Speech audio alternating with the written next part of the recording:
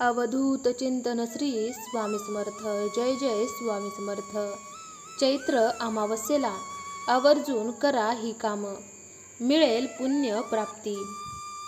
जाणून घ्या तिथी, वेळ आणि महत्त्व. चैत्र महिन्याच्या कृष्ण पक्षात येणाऱ्या अमावस्येला चैत्र अमावस्या म्हणतात. हिंदू धर्मात या अमावस्येला विशेष महत्त्व दिले जाते. हा दिवस पितरांच्या पूजेसाठी शुभ दिवस मानला जातो.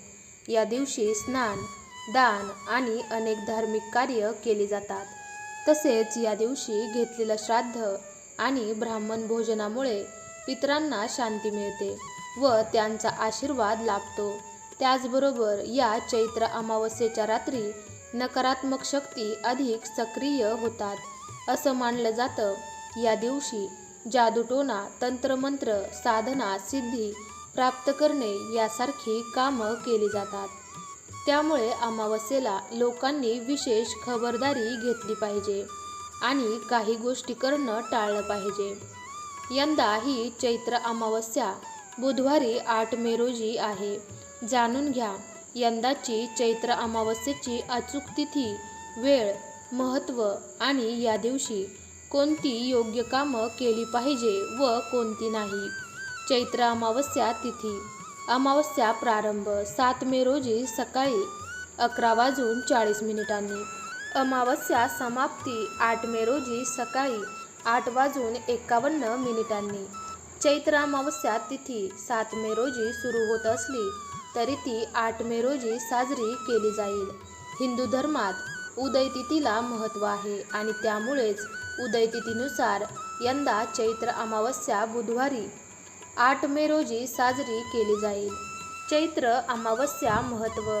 राहू, केतू किंवा पितृदोषापासून मुक्ती मिळवण्यासाठी चैत्र अमावस्याचा दिवस उत्तम मानला जातो.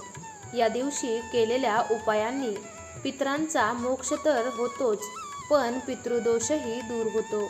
या दिवशी केलेले काही उपाय कालसर्प दोषापासूनही मुक्ती देतात. चैत्र अमावस्येला करा ही शुभ कामं. चैत्र अमावस्येला उपवास करावा. यामुळे आध्यात्मिक शिस्त लागते, आत्मनियंत्रण राहते आणि आत्मविश्वास प्राप्त होतो. चैत्र अमावस्येच्या दिवशी दानाला विशेष महत्त्व आहे. या दिवशी गरजूंना अन्न, वस्त्र किंवा पैसे देऊन तुम्ही तुमच्या हातून सुकर्म करू शकता. या शुभ दिवशी उदारता आणि निस्वार्थता दाखवणं शुभ मानलं जातं. पितृदोष निवारणासाठी चैत्र अमावस्येच्या दिवशी पितरांच्या नावाने गरजू लोकांना अन्नदान करावं. या दिवशी तुमचं मन शांत ठेवा. तुमच्या घरातील वातावरण शांत राहू द्या. वाईट विचारापासून दूर राहून तुमची शारीरिक आणि मानसिक शुद्धता जपा. दिवाबत्ती, अगरबत्ती लावून घरातील वातावरण पवित्र ठेवा. चैत्र अमावस्येच्या दिवशी पाण्यात तीळ टाकून अंघोळ केल्याने शनिदोष दूर होतात. या दिवशी स्नान करून सूर्याला अर्घ्य दिल्याने ग्रहदोष दूर होतात. अमावस्येच्या दिवशी पितरांसाठी तर्पण करावं. यामुळे पितरांना मुक्ती मिळते. तसेच चैत्र अमावस्येला पिंपळाच्या झाडाखाली दिवा लावल्याने सर्व रोग दूर होतात. मंत्रजप आणि इतर आध्यात्मिक कार्यात व्यस्त राहा. यामुळे पितरांना मुक्ती मिळते.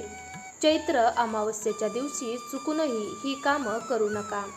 अमावस्येच्या दिवशी मांसाहार करणे अशुभ ठरतं. त्यामुळे मांसाहार टाळा. त्याऐवजी सात्विक, शुद्ध शाकाहारी जेवण जेवा. अमावस्येच्या संध्याकाळी किंवा रात्री घरात क्लेश करू नका. वाद घालू नका. नकारात्मक विचार करू नका. दारू किंवा तंबाखूचं सेवन करू नका. चैत्र अमावस्येला केस किंवा नखे कापू नका, कारण ते नकारात्मक ऊर्जा घरात आणते आणि शुभ कार्यात व्यत्यय येण्यास सुरुवात होते. अमावस्येला रात्री लवकर झोपावं आणि सकाळी लवकर उठावं. अमावस्येला सकाळी उशिरापर्यंत झोपू नये. अमावस्येच्या दिवशी सकाळी लवकर उठावं आणि सूर्याला अर्घ्य द्यावं. नवीन गोष्टीच्या खरेदीसाठी अमावस्येचा दिवस चांगला मानला जात नाही. या दिवशी नवीन कपडे, नवीन बूट, नवीन वाहन आणि कोणतीही नवीन वस्तू खरेदी करणं टाळावं. अमावस्येच्या दिवशी कोणतंही शुभ कार्य करणं टाळावं. ग्रहप्रवेश, मुंडन, साखरपुडा आणि नवीन व्यवसाय सुरू करणं या दिवशी टाळावं. या गोष्टी केवळ ज्योतिषशास्त्रावर आधारित आहेत. आम्ही या गोष्टीची पुष्टी करत नाही. श्री स्वामी समर्थ. जय जय स्वामी समर्थ. तुम्ही जर श्री स्वामी समर्थांचे खरे भक्त असाल तर कमेंट बॉक्समध्ये स्वामी आई मी तुझं बाळ आहे टाईप करा. भाग्यवंत ठराल. तुम्हाला आजचा हा व्हिडिओ जराही आवडला असेल तर व्हिडिओला लाईक करा. हा व्हिडिओ तुमच्या मित्रमैत्रिणींसोबत तसेच नातेवाईकांसोबत जरूर शेअर करा. तुम्ही जर चॅनलवरती नवीन असाल तर चॅनलला सबस्क्राईब करा. चला तर मग पुन्हा लवकरच भेटूयात अशाच एका नवीन व्हिडिओमध्ये. तोपर्यंत तुम्ही सर्वांनी आजचा हा माहितीपूर्ण व्हिडिओ शेवटपर्यंत पाहिल्याबद्दल तुमच्या सर्वांचे मनापासून धन्यवाद.